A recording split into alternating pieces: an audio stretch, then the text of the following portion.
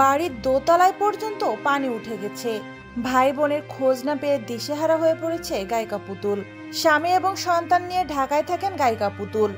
বাবা মায়ের বাড়ি ফেনী শহরে।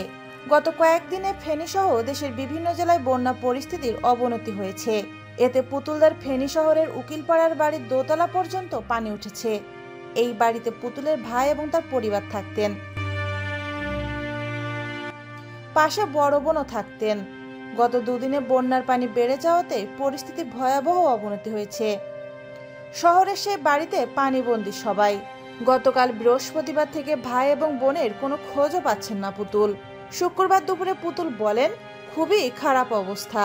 আমার ভাই বোন আর তাদের পরিবার ফেনীতে থাকে। গতকাল থেকে ওদের কারোর সঙ্গেই যোগাযোগ নেই। বোনের পরিবার মসজিদে আশ্রয় নিয়েছে এটুকু জানি, তবে ভাইয়ের পরিবারের কথা জানি না। ছোট ছোট বাচ্চা ওদের। আমাদের শহরের বাড়ির দোতলা পর্যন্ত পানি উঠে গেছে। এখন কি অবস্থা কিছুই জানি না।